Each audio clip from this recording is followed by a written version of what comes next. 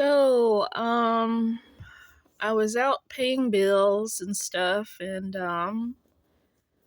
just trying to pick up a little bit of fruit and a few little small items. Not a lot, because sometimes I have problems with my shoulder, like just without warning, and I don't even know why. I have no idea. But anyway, I went out to pick up a tiny little bit of stuff and to pay bills and stuff.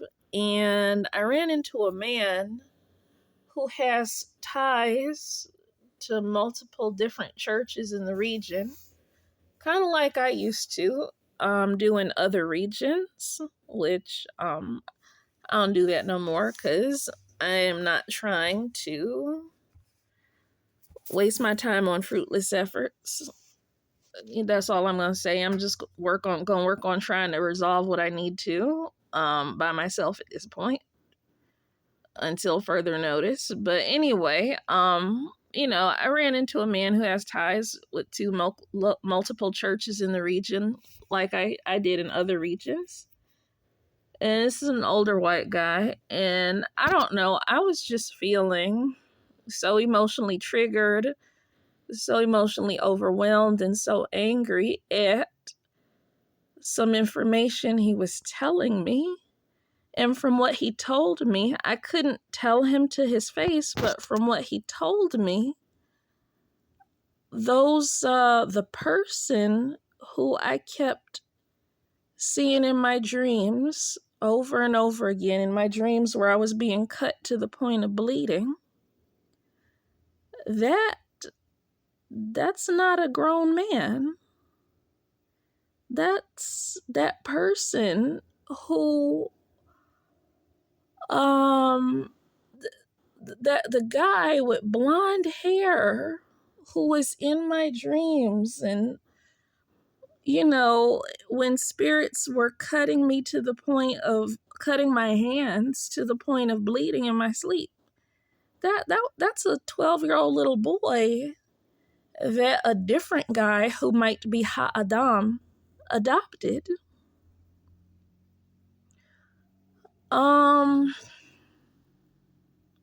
So that really shocked me, that all those spiritual troubles I was having may have had something to do with a little boy who's only 12 years old, with going through spiritual issues with getting raped and getting cut and, all a lot of fuck shit. All that was from a 12-year-old little boy? I'm like, what the hell? I'm not naming any names, but I'm like, what the fuck? I just couldn't believe it. But what was even more shocking and even more upsetting about it, when I heard what I heard, but without any specifics, without any names being named, this person who might be Ha-Adam, I spoke to a prophetic pastor who is over his brother. And I told that prophetic pastor who's over his brother, I said, all of you men who call yourselves prophets, I said, all of you have failed us and our children as men. You failed all of us. You failed our kids. And I said, you don't speak up for the women who don't do drugs, who are hardworking, who are out here getting injured and harassed and stressed out to no end. I said, you never speak up for us. You use your anointing and your power for everything except to protect us and our children. And I told the prophetic pastor over the brother of the guy who might be Ha-Adam, I said, why is it that y'all use your anointing and your power for everything except to make life safer for us, when we're not the ones overpopulating here in this country? We're not birthing tsunamis of girls like y'all lie and say. I said, when my toddler sons were being forced to suck dick when my toddler sons were taken from me illegally and being forced to sexually pleasure older boys. I said, where were you?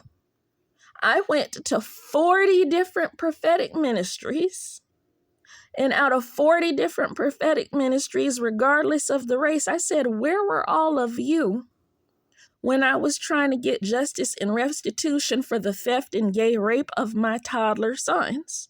Where were all of you male prophets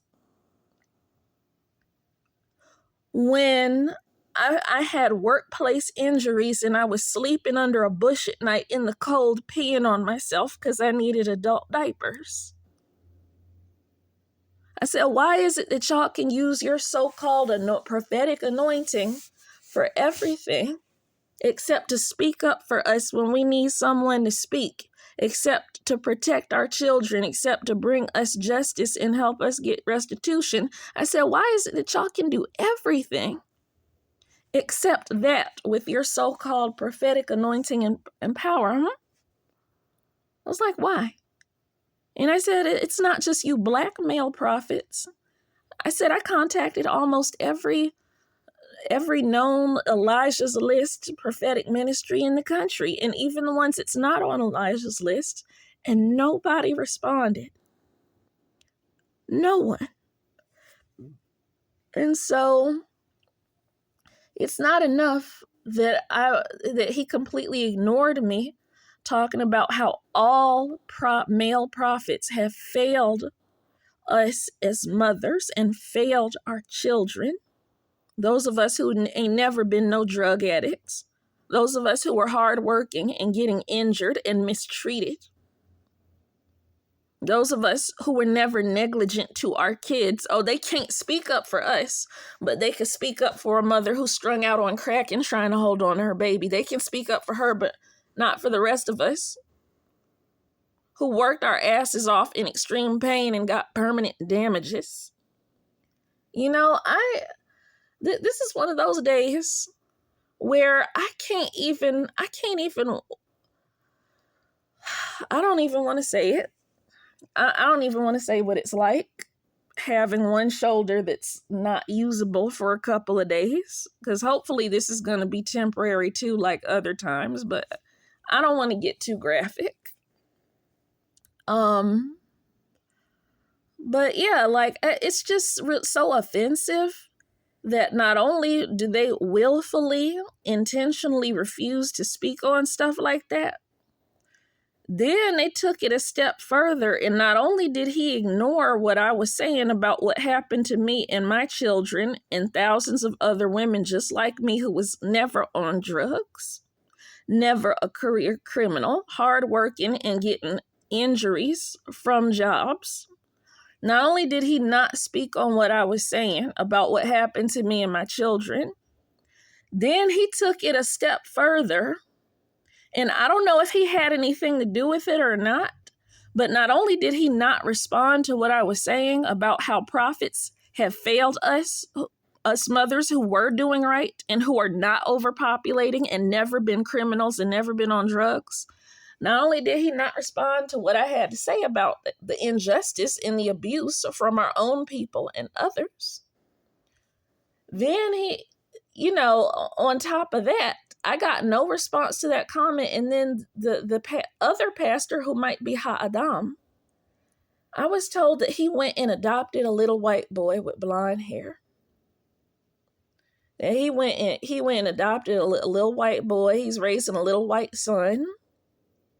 But yet when I was saying that I need to resolve certain issues because I need to rescue my own children and my body's tore up,